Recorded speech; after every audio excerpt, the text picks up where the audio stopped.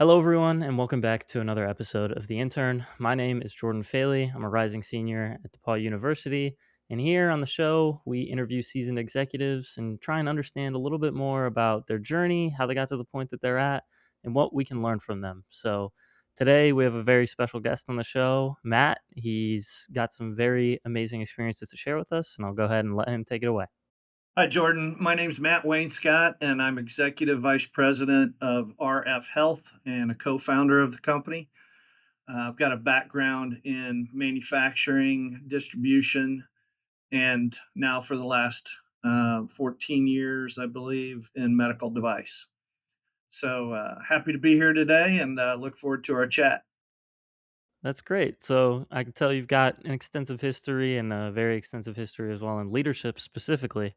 And I'm sure you've come into contact with a lot of young professionals and heard a lot of things be told to them that, tips, tricks, things that should help them out. And I'm sure you've given a lot of tips and tricks yourself. So I'm wondering what's kind of a tip or what's some advice that's given to young professionals that you see happen often that you think the young professionals should avoid? Well, I'm going to answer this in a way it's kind of tricky. And one of the pieces of advice people have always said, and now I'm becoming the older person, so it's kind of old school. But one of the things that was relayed early on was put in the hours, stay late. And I think what's changed today is that doesn't always equate to success. Um, Before that may be a situation where somebody says put in the time and things will happen. Well, you need to do more than put in the time. You need to focus on what your priorities are and make sure you understand kind of what the assignment is. And one of the things that I try to uh, relay to people today is focus on outcomes and communicate.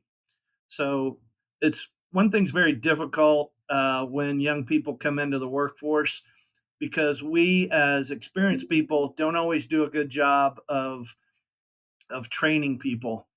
And really the thing that I look for is people coming in that have a can-do attitude and develop an awareness of their surroundings and kind of pick up information like a sponge initially. Um, and don't be afraid to to do anything that you're asked to do. From my standpoint, the people that are go-getters and want to dive in and learn, that is what's going to uh, take you the farthest in your career over time. Yeah, that makes sense. So it's really not about just being present, spending the hours over time and whatnot. It's about working with intention and going for the goals that you're tasked with or that you want to go for yourself, right? Absolutely, absolutely. Yeah, that's great. So then, communication and working with some intention has been a recurring theme so far on the show. And so I'm wondering, is that kind of the skill that makes a intern or young professional kind of like indispensable to you, or are there other skills that they should hone as well? Those for sure. And then when I talked about learn your surroundings and develop awareness, they don't teach that in school. And I don't even think it's something that can be taught other than coaching, by maybe some professors and workshops that you might be in, just to make every meeting count when you meet with somebody. Because you usually will pick something up from how somebody operates, how they lead a meeting, how they lead their organization, and just kind of be a like I said, I keep saying be a sponge, but when you make an effort to learn and kind of build your knowledge set based on people you meet, you're gonna develop an understanding of how things work. And I think coming into the working world, I think you've just got to have your eyes wide open and know that you've got to create your success, and some people will be helpful along the way, and some people will be helpful and they don't even know it. So I think it's just like I said, keep your eyes open, figure out when to listen, and when to talk, and then you develop your confidence as time goes on in terms of whatever area of work that you do. And you learn from actions, you learn from watching people, you learn from talking to people. um, you learn when you see people make mistakes, and hopefully a lot of us that have been around for a while uh, can acknowledge when we make mistakes. And that you hear the word learning moments. Well, we all have learning moments every day, not just the young people, but experienced people as well. Yeah, that makes sense. And I feel like, it's unfortunate, but a lot of people in my generation and myself included at times sometimes struggle to kind of find that motivation and find that real grit and want to work hard and want to soak up that information. So I'm just curious, what was like a motivator for you throughout your career that kind of kept you moving forward, or did it always kind of come more naturally to you? No, I wouldn't say it's come natural. At different points in my career, I've worked for large companies, I worked for smaller companies, and I think just as I grew and got confidence, and a lot of times, I've talked with others about how people, um, grow, change jobs, look for new opportunities. Obviously, people want to better themselves, make more money, get more responsibility. And I think that was a little different when I was coming up. Kind of stayed with companies longer. I would compare myself to somebody today, and they probably would have maybe double the amount of jobs that I've had, or positions with different companies. And I know that that's changing, or has been changing for a while. But I think what you've got to look at is trying to develop your skill set, whatever area of work that you're in, and then try to do the best that you can for a company, and hopefully it's a situation where they recognize your value. And I think your value is built from um, doing whatever you're asked to do, and then also doing things you're not asked to do. Those are the things that I think put you in a place so that you get opportunities that maybe others wouldn't. Yeah, that makes sense. And, I that's very insightful and I appreciate your take on that. And so moving on from that, kind of to my final question here. Um, there's a lot that young interns and young professionals don't really know about being higher up on the corporate ladder, and all it is what they can see. And a lot of those unglamorous kind of sort of things are somewhat hidden from interns and younger professionals. So I'm wondering, what are some kind of unglamorous realities of the day-to-day of being a VP or a higher up executive? Well, I think when you're at a point where you're trying to uh, work on strategy for a company, and you're also trying to uh, work through the resources that you have, how many people you need, who are the right people on the bus. I mean, all these things are going on every day, and trying to move forward, and take the company to the next level. And there's just a lot of balls in the air, if you will, that maybe sometimes people don't always see, that's going on in the background. And we try to make decisions that are good for everyone. And um, sometimes I don't think new people coming in understand there's a lot behind the scenes for the running of a company. um, you know Payroll, human resources, uh, operational budgets, marketing, quality.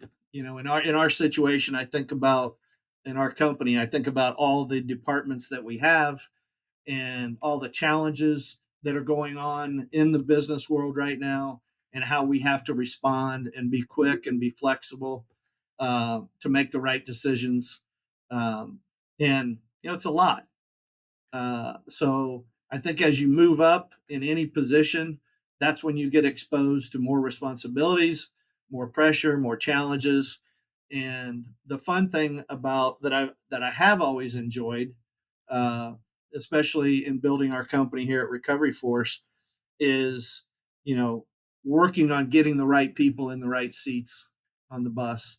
And when we do, then we're all, rowing the same direction and can handle, any challenges that come up.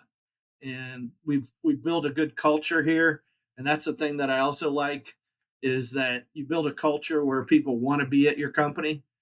And as a young person, I think you want to look for those opportunities where there is a good culture and people can, present that they have a good culture. But oftentimes, if you're interviewing with a company, you want to talk to several different people within the company and get the vibe of what the company is about and how they treat their employees and how they share in successes. And I think that's the kind of environment, or excuse me, that's the kind of process you want to look for uh, when you're, a young person. And we don't have a lot of turnover. And that's kind of what drives me. And our company's developed a lot of innovative things in the med device world, and it's exciting. And we try to look for those people that can contribute right away.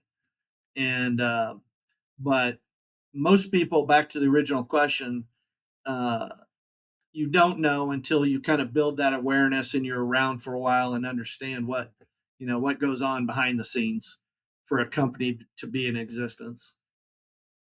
Yeah, that's very insightful, and I feel like it really ties back nicely with Keith's advice to the younger generation in episode one. He mentioned that sometimes young interns, young professionals, they struggle to trust the process. They hear information's instructions from their higher ups, and they kind of question like, "Where's the decision making process here? Why is this the way that things are?"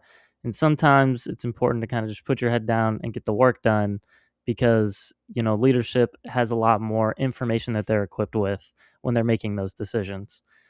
Sure, I concur with that.